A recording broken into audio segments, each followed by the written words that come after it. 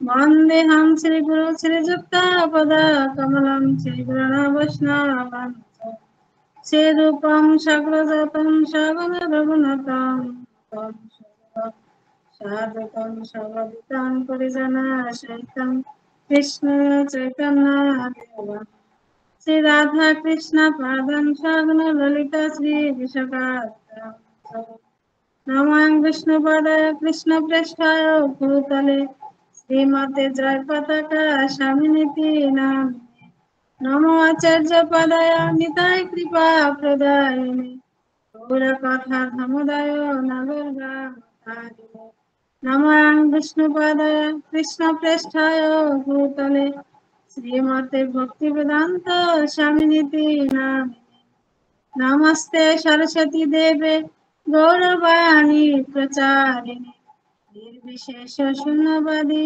पार्षद देशतारिणे नमो वदनाय कृष्ण प्रेम प्रदायते कृष्ण कृष्ण चैतन्य गौरतुषे नमः हे कृष्ण करुणा सिंधु दीनबंधु जगत्पथे गोपीश गोपिका कांत राधा कांत नमस्तुते तप्त कंचन गौरांगी राधे वृंदावनेश्वरी विश्वभानुसुते देवी प्रणमामि जय श्री वाञ्छा कल्पतरुभ्यश्च कृपा सिन्धु एव च पतितानां पावनेभ्यो वैष्णवेभ्यो नमो नमः जय श्री कृष्ण चैतन्य प्रभु नित्यानंद श्री अद्वैत गदाधर श्रीवासदि गौर भक्त हरे कृष्णा कृष्णा कृष्णा हरे हरे हरे राम राम राम हरे ओम नमो भगवते वासुदेवाय ओम नमो भगवते वासुदेवाय ओम नमो भगवते वासुदेवाय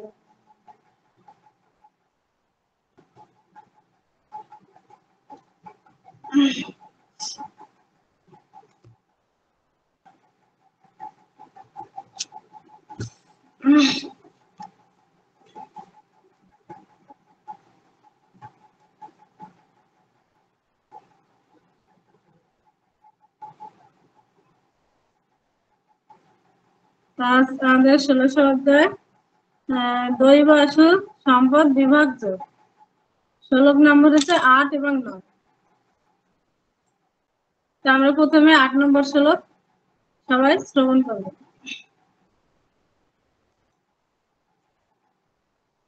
असत्यम अप्रतिष्ठां ते जगत आहुरीश्वरम् परस्पर अपरस्पर संभावुतं किमनत्तमवैतुकम् তা শ্লোকের শব্দার্থ असत्यम माने मिथ्या अप्रतिष्ठम माने अवलंबन शून्य ते माने तारा जगत माने जगत आहुहम माने बले अविनाशरम माने ईश्वर शून्य अपरस्परम माने परस्परेर काम थेके सम्भवतम माने उत्पन्न किमानत्त माने অন্য কোনো কারণ নেই কাম অহৈতুকম মানে কেবল কামের জন্য অনুবাদ আসরিক স্বভাব বিশিষ্ট ব্যক্তিরা বলে যে এই জগৎ মিথ্যা স্বাবলম্বীহীন ও ঈশ্বর শূন্য কামবশত এই জগৎ উৎপন্ন হয়েছে এবং কাম ছাড়া আর অন্য কোনো কারণ নেই। তো তাৎপর্য কি অন্য কেউ পড়বে না আমার পড়বো কি সিস্টেম এখন হয়েছে যায় না। হরে কৃষ্ণ কেউ থাকলে কথা বলবেন মানে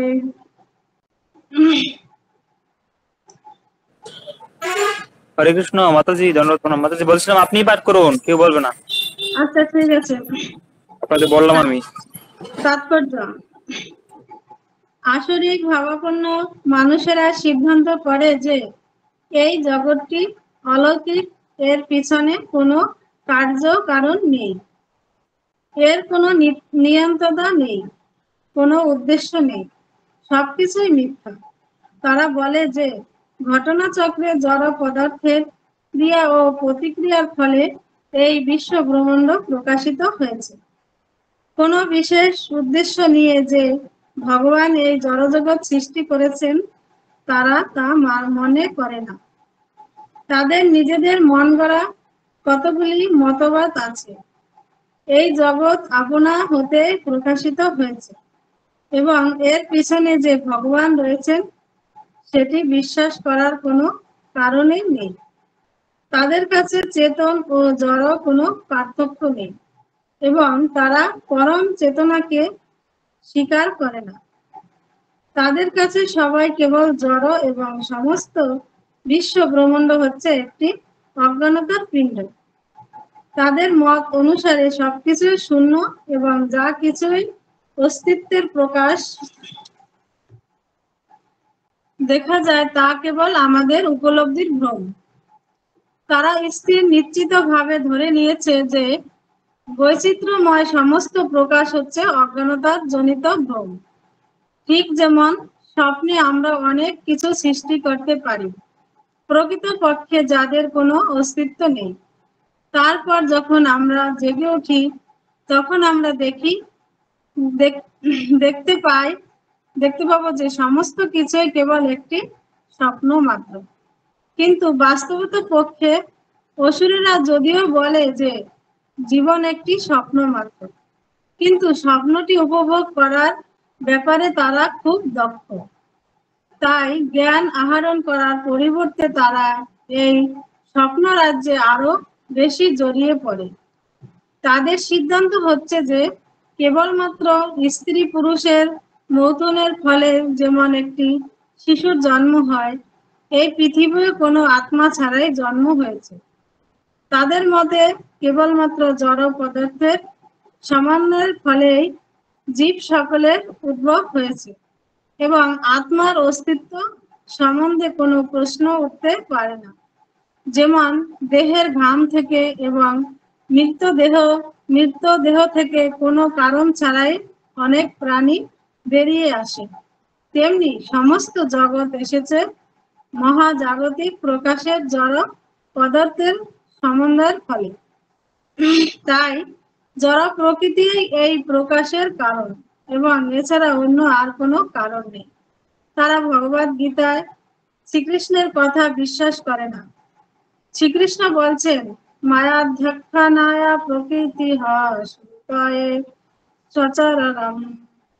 আমার অধ্যয়নকার সমস্ত জড় জাগতিক পরিচালিত হচ্ছে।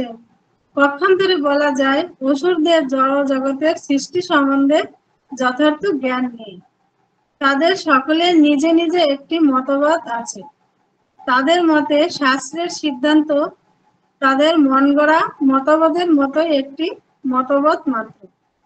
শাস্ত্রের নির্দেশ ও প্রমাণ্য সিদ্ধান্ত তারা বিশ্বাস করে না। হরে বল, হরে কৃষ্ণ।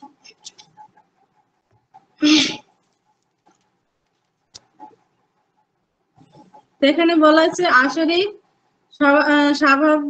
স্বভাব বিশিষ্ট ব্যক্তিরা বলে যে এই জগৎ মিথ্যা এবং অবলম্বনহীন ও ঈশ্বর শূন্য। কামবশত এই জগৎ উৎপন্ন হয়েছে এবং কাম ছাড়া আর কোনো কারণ নেই। তাই এখানে এই শ্লোকে যারা অসুর তাদের কথা এখানে বলা হয়েছে যে অসুরদের কেমন মনের ভাবনা থাকে এবং তারা কিভাবে ধারণা করে। তারা এখানে বলা হয়েছে অসুর বলতে শুধু যে কংস, রাবণ বা হিরণ্যকশিপুর এরা শুধু অসুর নয়। এই সমাজে আমাদের প্রচুর অসুর আছে। যা অসুর কারা? যারা ভগবানকে বিশ্বাস করে, যারা শাস্ত্র মানে না, যারা ভগবানের সৃষ্টিকে স্বীকার করে না, তারা সবকিছু মিথ্যা বলে ভগবানের সৃষ্টি এবং ভগবানকে তারা মিথ্যা মনে করে যে ভগবান বলতে কিছু নেই বা ভগবান যেটা বলা হচ্ছে শূন্য। তাই অসুরদের মনের ভাবনা আবার বোঝা গেল যে যারাই ভগবানকে বিশ্বাস করবে না, যারা শাস্ত্র মানবে না, যারা কোনো মানে সৃষ্টিকে স্বীকার করে না তারাই অসুর। শুধু রাবণ, কংস, হিরণ্যকশির ইত্যাদি এরা শুধু অসুর নয়, আরো এরকম সমাজে অসুর আছে, প্রতি ঘরে ঘরে এরকম অসুর আছে। তাই তারা কি মনে করে যে এই জগৎটা হচ্ছে মিথ্যা, কিন্তু জগৎ কখনো মিথ্যা নয়। যেহেতু ভগবান সৃষ্টি করছে, ভগবান যেহেতু সৎ, মানে তিনি হচ্ছেন সৎ চিৎ আনন্দময়, ভগবান যেহেতু আছে এবং তার সৃষ্টিও আছে, কিন্তু এখানে পার্থক্য হয়েছে কি মিথ্যা এবং জড়। তো যারা অসুর ভাবাপন্ন মানুষ তারা মনে করে সবকিছু মিথ্যা, কিন্তু যারা ভগবানের ভক্ত বা ভগবান সম্বন্ধে যারা জানে তারা মনে করে এই জড়জগৎটা, বা তারা শাস্ত্র থেকে পেয়েছে যে এই জড়জগৎ হচ্ছে অনিত্য, মানে কোনো নিত্য না, এটা হচ্ছে বিনাশপ্রাপ্ত ঘটবে, যেটা ভগবত ধামের মানে চিৎ জগতের যেটা মানে ছায়া বলা হয়েছে এটা এই জগৎটা, কিন্তু তাই বলে মিথ্যা না। যেরকম মানুষের যখন ছায়া পড়ে, কোনো মানুষের যখন ছায়া পড়ে ছায়াটাকে কেউ অস্বীকার করতে পারবে না, যে তার ছায়াটা তার অস্বীকার করতে পারবে না। তদ্রূপ এই জড় জগৎ এবং চিন্ময় জগতে এটা হচ্ছে ছায়া স্বরূপ, তাই বলে এটা মিথ্যা না, এটা হচ্ছে সত্য।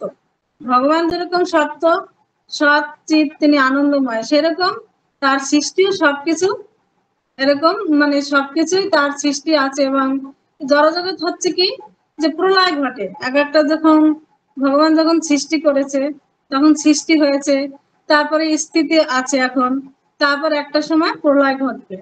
তো এগুলো ভগবানের এরকম জড়জগতে এরকম সৃষ্টি, স্থিতি এবং প্রলয় ঘটে থাকে। তাই বলে এটা নয় যে এই জড়জগৎ মিথ্যা, জড়জগৎ সত্যি এবং ভগবানও আছে, কিন্তু যারা বিশ্বাস না করে তারা ভগবানকেও মিথ্যা বলে, ভগবানের সৃষ্টিকেও তারা মিথ্যা বলে।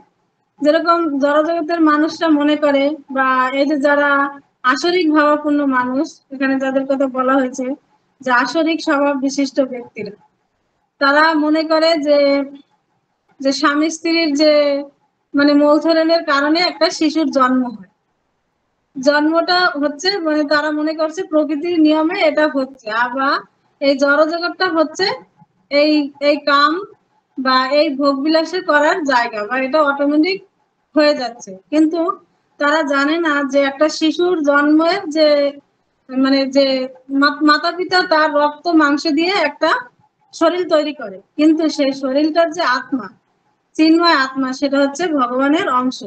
সে আত্মা যদি না থাকে, বা সেই আত্মা যদি ভগবান না প্রদান করতো, তিনি হচ্ছে মানে বীজ প্রদান করছে, সবকিছুর বীজ তিনি প্রদান করছে, সেই তিনি বীজ প্রদান করছে বলে মাতা পিতা সেই কার্যটা সম্পাদন করতে পেরেছে।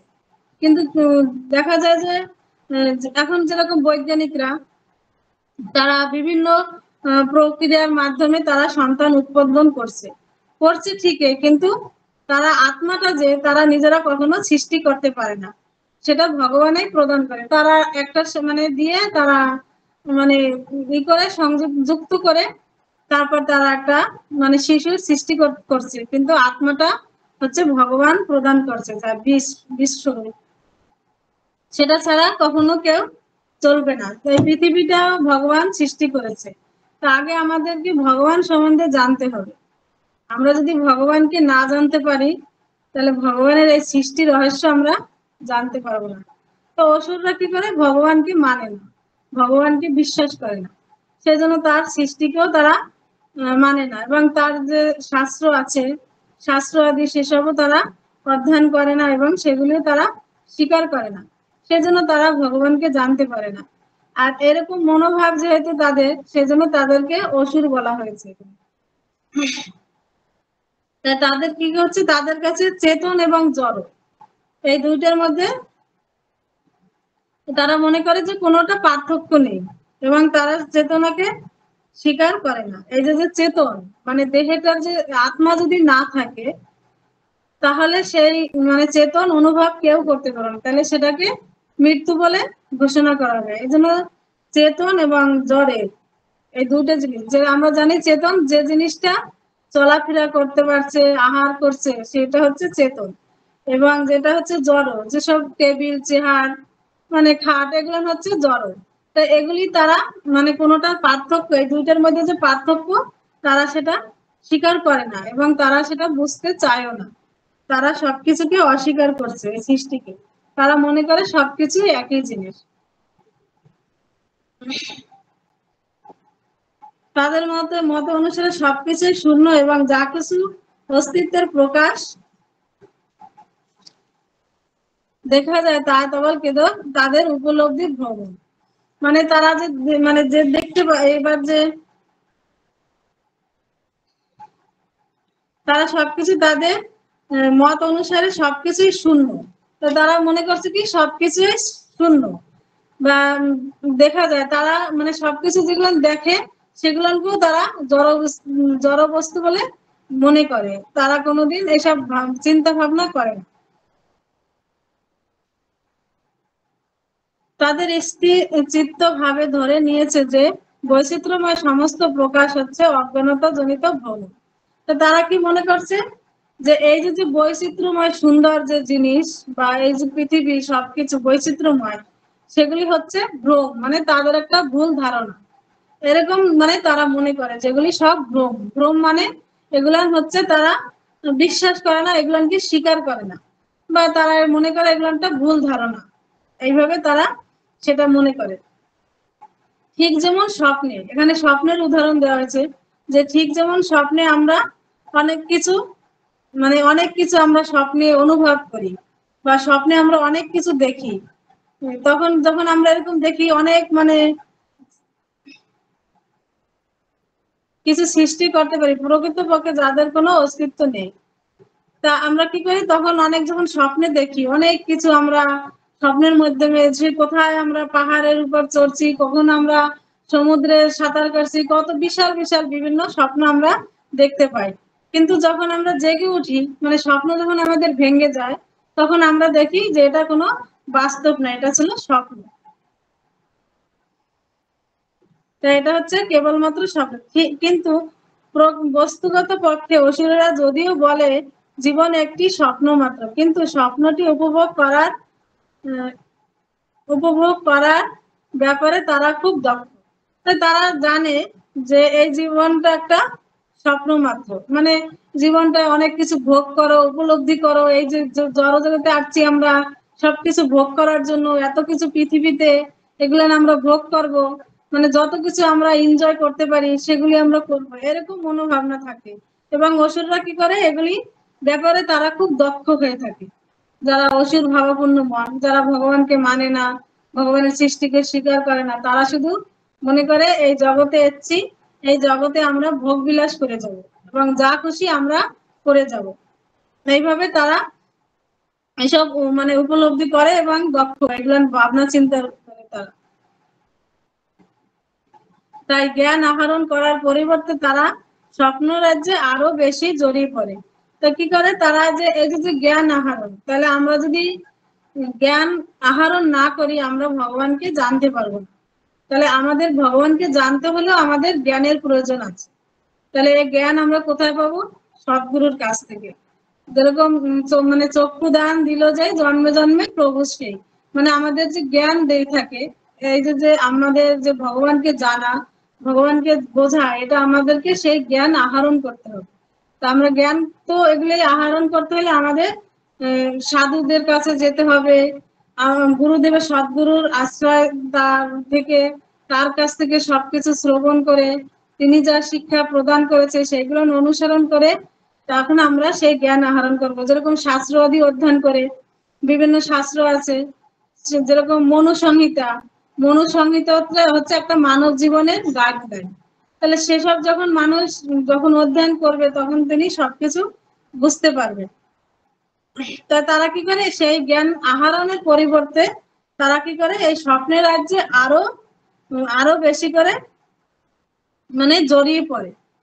যখন তারা সেই জ্ঞান আহরণ করবে সেটা না করে তারা এই স্বপ্ন আরো দেখতেছে যে আমি আরো কিছু করব, আমার এটা আছে, আরেকটা আমি কি করে করতে পারি, আমার হয়তো একটা দোতলা বাড়ি আছে, আরো কিভাবে আমি 5 তলা করতে পারি, কিভাবে আমি আরো অর্থ সম্পদ জমাতে পারি। এগুলি সবসময় যখন তারা সবসময় স্বপ্ন দেখে, বা এই যে স্বপ্ন রাজ্যে তারা তখন বাস করে, তখন কি করে এই জড়জগতে আরো বেশি করে জড়িয়ে যায়, তখন আরো ভগবানকে তারা আর জানতেও পারে না, যেহেতু তারা সেই জ্ঞান আহরণ করার চেষ্টা করে না।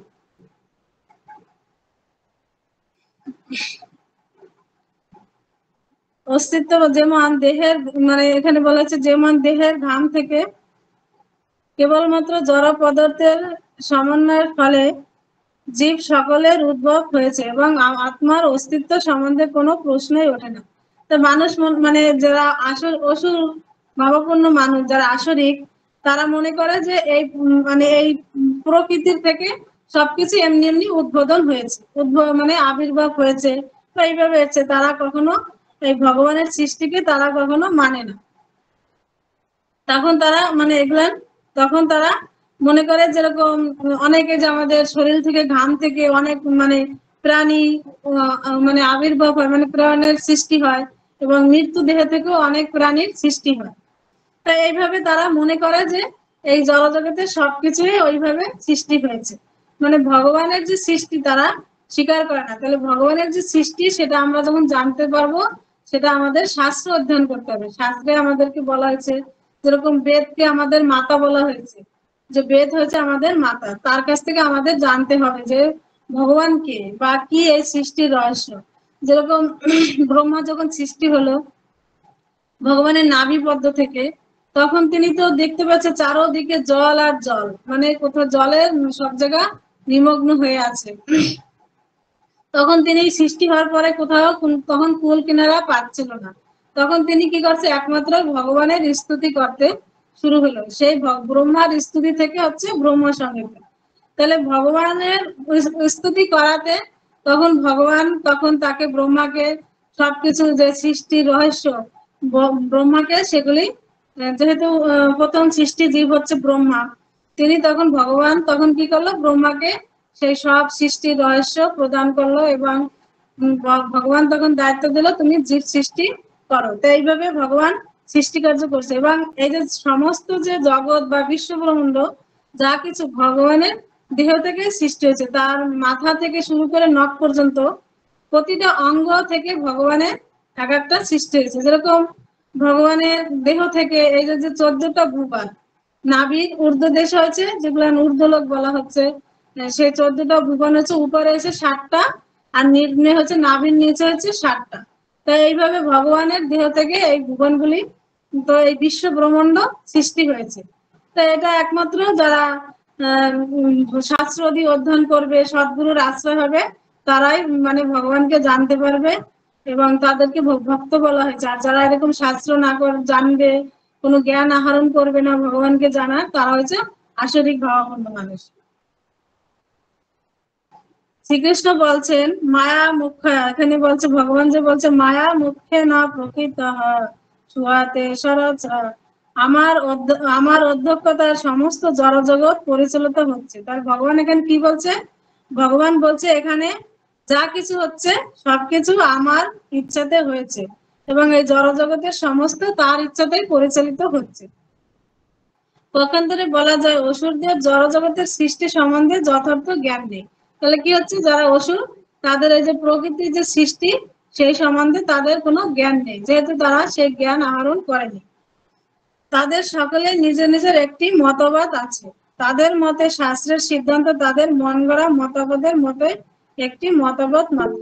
শাস্ত্রের নির্দেশ এবং প্রমাণ্য সিদ্ধান্ত তারা বিশ্বাস করে না। তাহলে কি হচ্ছে, এই যে যারা আসরিকরা তারা কি করে, নিজেরা এক একটা মতবাদ তৈরি করে। এই জন্য দেখা যায় যারা আসরিক মানে ভাবাপন্ন মানুষ, তাদের কাছে যদি শাস্ত্র শিক্ষা প্রদান করার জন্য যাওয়া হয়, তখন তারা কি করে, যেহেতু তারা আসরিক ভাবাপন্ন মানুষ, তারা কি করে, তখন নিজেদের একটা মতবাদ সৃষ্টি করে তারা তর্ক বিতর্ক করে, তাদের সাথে পারা যায় না, যেহেতু তারা নিজে, এটা কোনো প্রমাণ নেই, এইসব শাস্ত্রের কোনো প্রমাণ নেই, যেহেতু তারা মন থেকে মানে সৃষ্টি করেছে, মানে নিজেদের মনোবাদ, নিজেদের মন থেকে সৃষ্টি করে, তারা তখন কি করে তর্ক করে। যখন কেউ শাস্ত্রের কথা বলতে যাবে তাদের কাছে, তারা উল্টো আরো তাদের মতবাদ দেখিয়ে তারা আরো বুঝিয়ে দেবে। এজন্য আসরিক ভাবাপন্ন মানুষদের কাছে ভগবানের কথা মানে দিলে তারা গ্রহণ করবে না, কেন, তারা তাদের সেই জ্ঞান নেই। তারা কি করছে, তারা সেই অজ্ঞানে মানে আবদ্ধ হয়ে আছে। তারা কি করে, শাস্ত্রের যে প্রমাণ্য সিদ্ধান্ত তারা বিশ্বাস করে না। এই যে শাস্ত্রের যে প্রমাণ আছে যে ভগবান শ্রীকৃষ্ণই হচ্ছেন পরমেশ্বর ভগবান, তিনি যেরকম ব্রহ্মা বলছে ঈশ্বর পরম কৃষ্ণ সচ্চিদানন্দ বিগ্রহ অনাদি রাধে গোবিন্দ সর্ব কারণের কারণ। মানে ঈশ্বর হচ্ছে ভগবান শ্রীকৃষ্ণ, তিনি আদির আদি, মানে আদিতেও তিনি ছিলেন এবং আদিরও মানে যত আদির আদি আছে তিনি তখন প্রথমেই ছিলেন এবং পরবর্তীতেও তিনি থাকবেন। তাহলে এটা যারা আসরিক ভাবাপন্ন তারা কখনো এটা বিশ্বাস করবে না। তারা নিজেদের মানে মতকে তারা সেভাবে মন গড়া সৃষ্টি করে তারা তখন তর্ক শুরু করবে বা সেইগুলো তর্ক শুরু করে তারা। হরে কৃষ্ণ। তাহলে এখানে আমরা এটা এই শ্লোকের আলোচনা রাখবো, পরবর্তী শ্লোক আমরা অধ্যয়ন করব।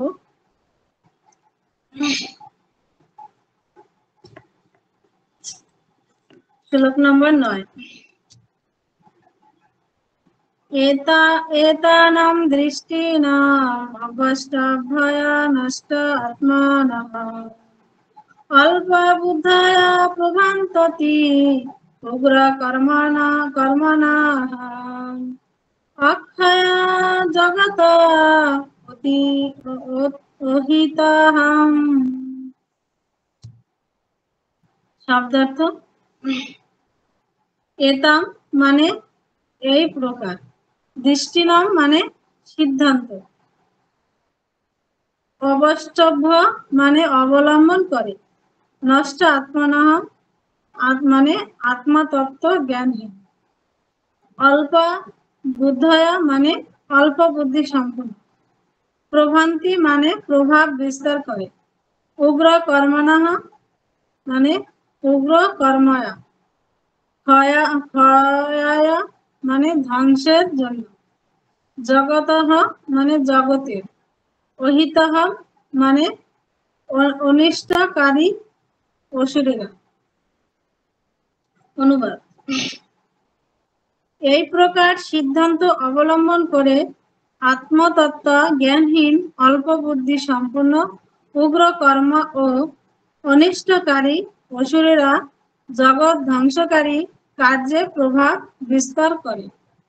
তাৎপর্য, আসরিক ভাবাপন্ন মানুষেরা যে ধরনের কাজকর্মে নিযুক্ত তা পৃথিবীকে ধ্বংসের পথে নিয়ে যাবে। ভগবান এখানে বলেছেন যে তারা অল্প বুদ্ধি সম্পন্ন, জড়বাদীরা যাদের ভগবান সম্বন্ধে কোনো জ্ঞান নেই। তারা মনে করে যে তারা উন্নত, কিন্তু ভগবদ গীতার নির্দেশ অনুসারে তারা অল্প বুদ্ধি সম্পন্ন এবং সব রকমের কাণ্ড জ্ঞানহীন। তারা চরমভাবে এই জড়জগৎকে ভোগ করতে চেষ্টা করে। তাই তারা ইন্দ্র সুখ ভোগের জন্য সর্বদাই কিছু না কিছু আবিষ্কার করতে ব্যস্ত।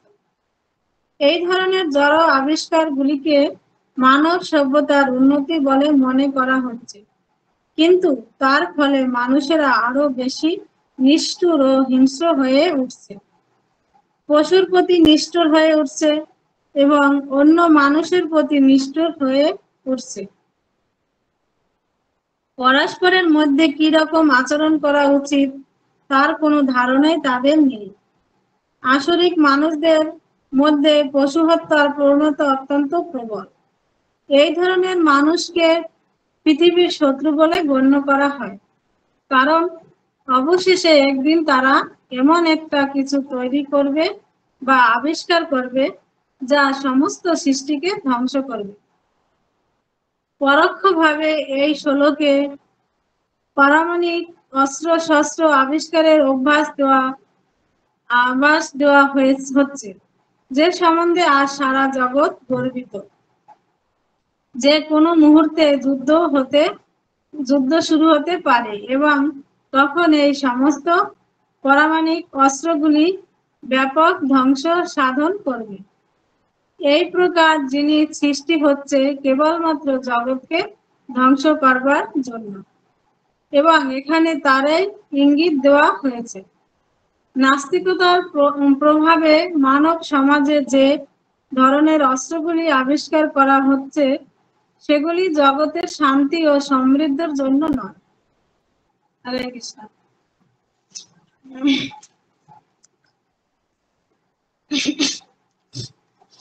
এখানে কি বলা হয়েছে কি এই শ্লোকে, এই প্রকার সিদ্ধান্ত অবলম্বন করে আত্মতত্ত্ব জ্ঞানহীন, অল্প বুদ্ধি সম্পন্ন, উগ্রকর্ম ও অনিষ্টকারী অসুরেরা জগৎ ধ্বংসকারী কার্যে প্রবাহিত বিস্তার করে।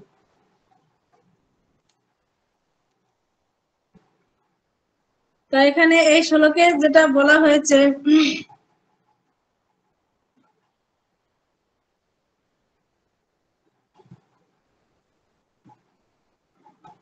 আত্মতত্ত্ব জ্ঞানহীন, অল্প বুদ্ধি সম্পূর্ণ, উগ্র কর্ম। কাদের বলা হয়েছে? যারা হচ্ছে আত্মতত্ত্ব জ্ঞানহীন, মানে যাদের আত্মতত্ত্ব জ্ঞান নেই। আত্মতত্ত্ব জ্ঞান হচ্ছে কোনটা? ভগবান আত্মাকে নিজেকে জানা, বা আমি কে, বা আমি কোথায় ছিলাম এবং কোথায় আমি যাব, সেই যে আত্মতত্ত্ব জানা এবং এই আত্মকে নিজেকে জানা এবং ভগবানকে আমি কিভাবে জগতে আসলাম, আমি কি এই দেহ না আমি কি আত্মা। তাহলে এগুলো আগে এগুলো যখন যাদেরকে এই জ্ঞানগুলি না আছে তাদেরকে বলা হচ্ছে মানে জ্ঞানহীন, মানে আত্মতত্ত্ব জ্ঞানহীন। এবং যাদের যাদের এই জ্ঞানগুলি আছে যে আমি এই দেহ নই, যে আমি এই দেহ নই, আমি হচ্ছি চিন্ময় আত্মা, মানে আমি হচ্ছি ভগবানের অংশ। তাহলে এগুলো কারা উপলব্ধি করতে? যাদের সেই জ্ঞান আছে, ভগবানকে জানার মতন যার জ্ঞান আছে। আর যাদেরকে সেই জ্ঞান নেই, যারা আত্মতত্ত্ব জ্ঞানহীন নেই, তারা বলা হচ্ছে জ্ঞানহীন এবং অল্প বুদ্ধি সম্পন্ন এবং উগ্র কর্মা ও অনিষ্টকারী অসুরের জগৎকে ধ্বংস করে। তাদেরকে কি বলা হচ্ছে? অল্প বুদ্ধি সম্পন্ন। তাহলে অনেকে অনেক মনে করতে পারে যে এত বড় বড় আবিষ্কার করছে, তাদের কি করে অল্প বুদ্ধি হলো? হ্যাঁ, তাদেরকে তাহলে যদি বলছে যতই মানে এই জড়জগতের জ্ঞান যতই থাকুক, যদি কেউ আত্মতত্ত্ব জ্ঞান না থাকে তাহলে তাকে জ্ঞানী বলা যায় না এবং তাদেরকে বুদ্ধিমান বলা যায় না। তাহলে বুদ্ধিমান যে নিজেকে জানবে এবং ভগবানকে জানবে, তিনি হচ্ছেন জ্ঞানী। এবং যারা হচ্ছে এইসব অল্প বুদ্ধি সম্পন্ন, মানে তাদের বুদ্ধি ঠিকই আছে কিন্তু ভগবানকে যেহেতু জানে না, সেজন্য তাদেরকে বলা হচ্ছে অল্প বুদ্ধি সম্পন্ন। এবং উগ্র কর্ম, মানে এরা হচ্ছে মানে এমন কাজকর্ম করে যেগুলো মানে সমাজে মানে ক্ষতি করছে। উগ্র মানে উগ্র জীবন বলা হচ্ছে যে যেগুলো একটা শান্ত স্বভাব, আর একটা হচ্ছে উগ্র মূর্তি। যেরকম যেটা ভয়ঙ্কর বা যেটা একটা ক্ষতিকর, সেটাকে বলা হচ্ছে উগ্র। উগ্র কর্ম মানে তারা এইসব কর্মগুলি করছে এবং অনিষ্টকারী, মানে এগুলো দিয়ে তখন কি করছে? তারা অনিষ্টকারী, তারা যারা এরকম সমাজের ক্ষতি করছে বা অন্যদেরকে কষ্ট দিচ্ছে বা অন্য জীবদেরকে হত্যা করছে, তারা কি করছে? তাদেরকে বলা হচ্ছে মানে অনিষ্টকারী। অসুরেরা জগৎকে ধ্বংসকারী কার্যে প্রভাব বিস্তার করে। তারা কি করছে? এই সমাজে তারা মানে মানে জগৎকে ধ্বংসকারী কার্যে প্রভাব বিস্তার করছে। যতই দেখা যায় যে যতই আবিষ্কার করুক, যেরকম একটা প্রকৃতির যে একটা ন্যাচারাল যেটা ছিল, সেটা যখন মানে ত্যাগ করে সবাই যখন আধুনিকতায়, মানে যখন সবাই আধুনিকতায় মেতে গেছে বা আধুনিকতা যখন ব্যবহার করছে, তখন কি হচ্ছে? মানুষ বিভিন্ন ভাবে অসুস্থ হয়ে পড়ছে। যেরকম আগের মানুষ দেখা যেত অনেকদিন বেঁচে থাকতো এবং তারা নিরোগে বেঁচে থাকতো। যেরকম দেখা যায় আমাদের যে ঠাকুরমা বা ঠাকুরমার যে শাশুড়ি মা, তারা দেখা যায় অনেকদিন তারা সুস্থ সবল ভাবে বেঁচে ছিল, যেহেতু তাদের কালে ওরকম এইসব আবিষ্কার মানে ছিল না, বা এইসব যেগুলো মানে সমাজের ক্ষতি করছে এগুলো ছিল না। তারা কি করতো? তখন আরো সুন্দরভাবে নিরোগ ভাবে তারা জীবনযাপন করতো। কিন্তু এখন মানুষের যতই শর্টকাট করে দিয়েছে, সবকিছু সুখদায়ক করে দিয়েছে, কিন্তু ততই মানুষ বিভিন্ন রোগগ্রস্ত হচ্ছে, বিভিন্ন ক্ষতি হচ্ছে, তারা মানে অল্প আয়ু হয়ে তারা মারা যাচ্ছে। বিভিন্ন যেরকম আগের মানুষ কোনো গাড়ি ঘোড়া ছিল না, অনেক দূর পথ হেঁটে হেঁটে যেত, তখন কি হতো? হাঁটলেও তাদের শরীর ভালো থাকতো। এখন মানুষ সেটা কি করে? অনেক মানে কেউ ভাবে 10 টাকার পথ মানে 20 টাকার পথ হাঁটবো, আমি দিয়ে চলে যাব, সবাই এটা মানে হাঁটাটাও ত্যাগ করে দিয়েছে। এর জন্য মানুষ যত এগুলো যত জিনিস এইভাবে আবিষ্কার হবে বা এইভাবে যত কিছু সৃষ্টি হবে, তত এই পৃথিবী বা এই সমাজ বা এই প্রকৃতি আস্তে আস্তে ধ্বংস হবে বা এইভাবে ধ্বংস হচ্ছে। আসরিক ভাবাপন্ন মানুষেরা যে ধরনের কাজকর্ম নিযুক্ত, তা পৃথিবীকে ধ্বংসের পথে নিয়ে যাচ্ছে। ভগবান এখানে বলছেন যে তারা অল্প বুদ্ধি সম্পূর্ণ ধ্বংসের অল্প বুদ্ধি সম্পূর্ণ জড়বাদীরা, যাদের ভগবান সম্বন্ধে কোনো জ্ঞান নেই। তারা মনে করে যে তারা উচ্চ, কিন্তু ভগবদ গীতার নির্দেশ অনুসারে তারা অল্প বুদ্ধি সম্পূর্ণ, সব রকমের কার্য জ্ঞানহীন। যেখানে গীতায় ভগবান বলেও দিয়েছে সে কথা, যে যারা তাদের যদি আবিষ্কার অনেক কিছু সৃষ্টিও করতে পারে, তাদের যদি জ্ঞান থাকেও তবু যদি তারা ভগবত ভক্তি অনুশীলন না করে বা ভগবানের কথা যদি তারা বিশ্বাস না করে, না মানে, তাদেরকে অল্প বুদ্ধি সম্পূর্ণই বলা হয়েছে। তারা চরম ভাবে এই জড়জগৎকে ভোগ করতে চেষ্টা করে। তাই কি করে, যারা এই জড়জগতের যারা আসরিক, তারা কি করে এই জড়জগৎ আরো মানে আরো কিভাবে মানে ভোগ করা যায় সেই হিসেবে তারা চেষ্টা করে যাচ্ছে। যেরকম প্রকৃতির নিয়মে যখন এই জগতে সবকিছু সৃষ্টি মানে দরকার ছিল, তখন ভগবান দেখলো যে ভগবান যে আরো কিছু এই জীবদের মানে এই যে পৃথিবীতে আরো কিছু প্রয়োজন। এই যে যেটা বলা হয়েছে যে ওষুধ, এখন যেগুলো আমরা ওষুধ খাচ্ছি, এগুলি কিন্তু সেই সৃষ্টির প্রথমে মানে এগুলি ছিল কিভাবে, যখন ভগবানের ইচ্ছাতে সমুদ্র মন্থন হয়েছিল দেবতা এবং অসুরদের মধ্যে, তখন কিন্তু সমুদ্র মন্থনের সময় এই যে সব ধনন্তরী বা এই যে অমৃত যা কিছু এই যে সেখান থেকে যে হাতি মানে একটা উঠছিল, সেটাও ইন্দ্রের বাহন হয়ে গেছে, হাতি মানে ইন্দ্র নিয়ে নিয়েছে। এবার সেখান থেকে যে লক্ষ্মী দেবী হয়েছিল, ভগবান বিষ্ণু নিয়েছে। এইভাবে সবাই কিন্তু সমুদ্র মন্থন করে সবকিছু পেয়েছে, কিন্তু সেটা হচ্ছিল ভগবানের ইচ্ছাতে। ভগবানের ইচ্ছাতে যে সবাই এই সমুদ্র মন্থন করে যার যেটা প্রয়োজন সবকিছুই সবাই পেয়েছে। তাহলে সেখান থেকে এই যে ধনন্তরী নামে যে মানে গাছ বা গাছরা, সেগুলি সমুদ্র মন্থন করে পেয়েছে এবং সেগুলি দিয়ে তখন আয়ুর্বেদ চিকিৎসা হতো এবং সেগুলি মানুষ তখন, কিন্তু এখনো সেগুলি ব্যবহার করছে, কিন্তু এখন সেটা কি করছে, কেমিক্যাল দিয়ে এখন সে যে ওষুধ গুলান তৈরি করছে, সেটার সাথে কেমিক্যাল মিশিয়ে। এইভাবে যখন মানুষ গ্রহণ করে, তখন মানুষ বিভিন্ন আরো মানে একটা রোগ ছাড়তে যেয়ে আর একটা রোগ হয়ে যায়। তাই তারা ইন্দ্রিয় সুখ ভোগের জন্য সর্বদাই কিছু না কিছু আবিষ্কার করতে থাকে। তাহলে কি হচ্ছে, যারা মানে এরা তখন কি করে, এরা মানে এই যে জড়জগৎকে ভোগ করার জন্য তখন কিছু না কিছু তারা আবিষ্কার করে। আবিষ্কার কি করে করলো, যেরকম ভগবানের সৃষ্টি সবকিছুই একটা থেকে আরেকটা যুক্ত করে তখন তারা একটা আবিষ্কার করছে। তারা এরকম না যে তারা একটা কিছু নিজেরা আবিষ্কার করতে পারছে। যেরকম যদি তারা একটা ঘাসকে জন্ম দেয়, তাহলে সেখানে তারা কি করছে, আরেকটা ঘাসের অঙ্কুর নিয়ে বা যেভাবে তারা আরেকটা সৃষ্টি করছে। যেরকম দেখা যায় যে কিছু যে রঙিন মাছ থাকে, যেগুলো যে অ্যাকোয়ারিয়ামে রাখে, সেগুলোকে নর্মাল মাছগুলোকে কেমিক্যাল দিয়ে তারা কালারিং বানিয়েছে। তাহলে তারা কি করছে, মানে তারা কিন্তু নিজের থেকে কালারিং মাছ সৃষ্টি করতে পারেনি। সে একটা নর্মাল সাদা মাছকে তারা কেমিক্যাল প্রয়োগ করে তখন তারা সেই মাছটাকে কালারিং করে দিচ্ছে। তো ভগবানের যেটা সৃষ্টি কালারিং তো রয়েছে, তাছাড়া তারা যেগুলা মানে নিজেদের আবিষ্কার করেছে, যেগুলা যে অ্যাকাডেমি দেখা যায় যে বিভিন্ন মাছ, তারা তখন বৈজ্ঞানিকরা মানে যারা এরকম আসরিক ভাবাপন্ন, তারা এরকম কাজগুলো করছে। কিন্তু তারা কি হচ্ছে, যেরকম এখন দেখা যায় যে কি মুরগি গুলানকে সব পোল্ট্রি মুরগি বানিয়ে দিয়েছে, তখন তারা সেগুলো যখন খায় যারা, তখন তাদের বিভিন্ন রোগ সৃষ্টি হয়।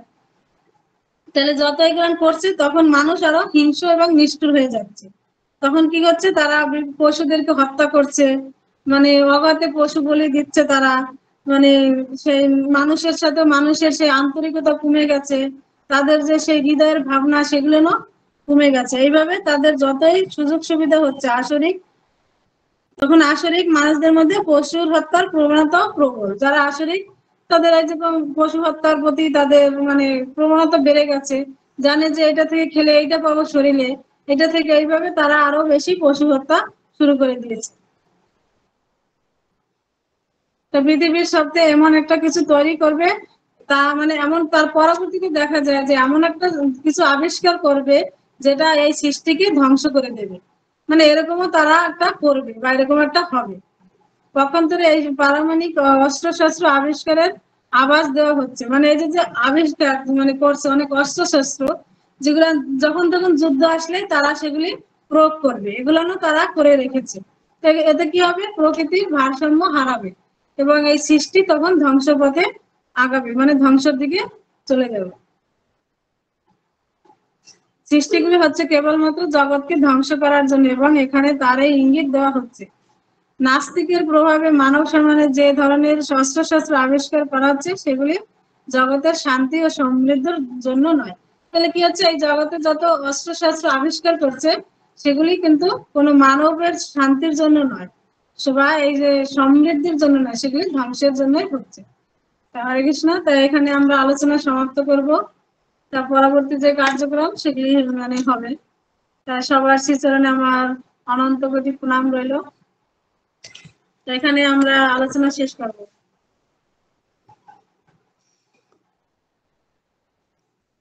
পরবর্তী কার্যক্রম হচ্ছে গুরুদেবের স্বাস্থ্য উন্নতির জন্য যেটা নৃসিংহ কবচম এবং যেটা ধারণের মন্ত্র সেটা এখন করা হবে।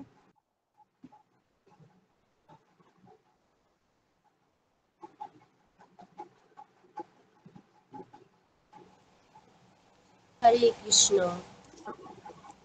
जय नरसिंह कवचम स्तोत्रम की जय। नामित गौर भक्त विष्णु की जय। जय श्रील प्रभुपाद। जय गुरु महाराज। अच्युत गोत्रस्य श्री जय पताका स्वामी धीरो अर्घ दीर्घायु सिद्धार्थे नृसिंह कवचम जपे विनियोगः।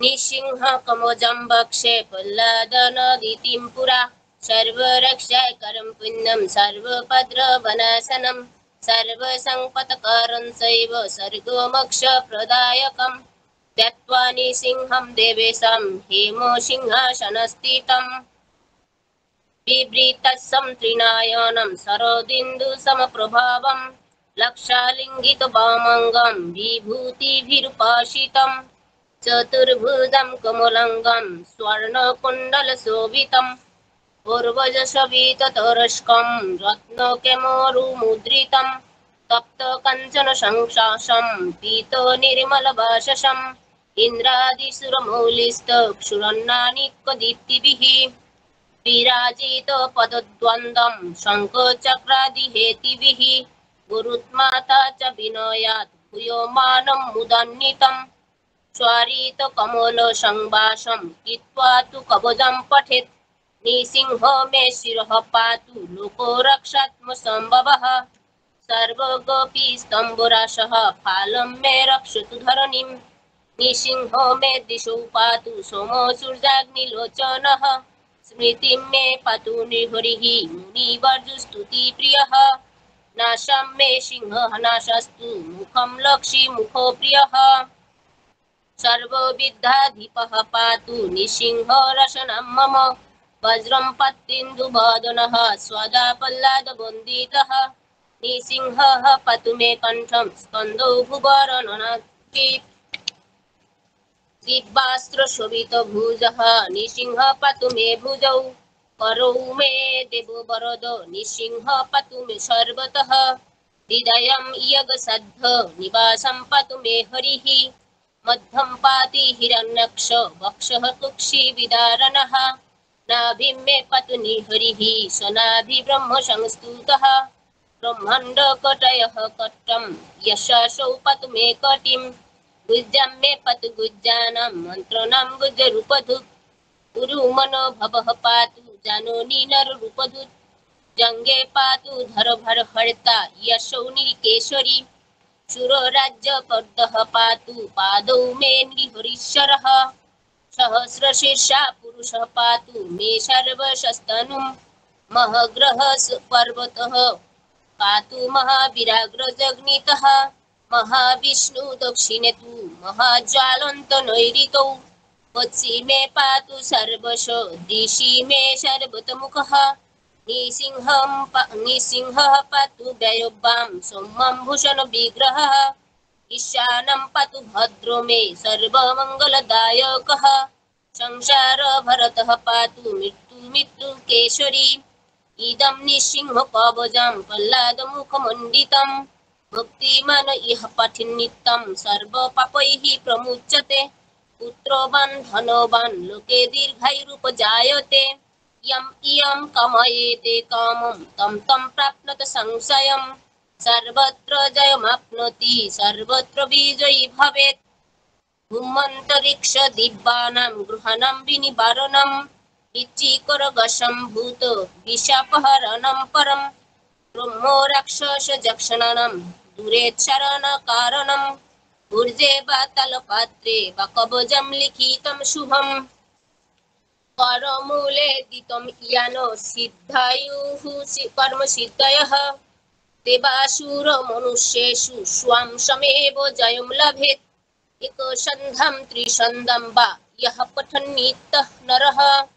सर्वमङ्गलमङ्गलं मुक्तिं च विन्दति द्वात्रिंशतिसहस्राणि पठेत् शुद्धात्मानं नृणां कवचस्य मन्त्रस्य मन्त्रसिद्धिः प्रजायते अनेन मन्त्रराजेन कृत्वा भस्माभिमन्त्रणं तिलकं विन्नश्येद्धन्त तस्य ग्रहभयं हरेत् त्रिवारं जपमानन्त दन्तं वार्जभिमन्त्र च प्राशयेत यनरो मन्त्रं निसिंह ध्यानमाचरन् तस्य रोगाः प्रणश्यन्ति ये च संभरः किमत्र बहुनोक्तेन निसिंह सदृशो भवेत् मनसा चिन्तितं यत्नोष तच्चाप्नोत संशयं गर्जन्तं गर्जयन्तं निजभुजपटलं स्फटयन्तं हटन्तं रूपयन्तं तपयन्तं दिधि भूरि दितिजं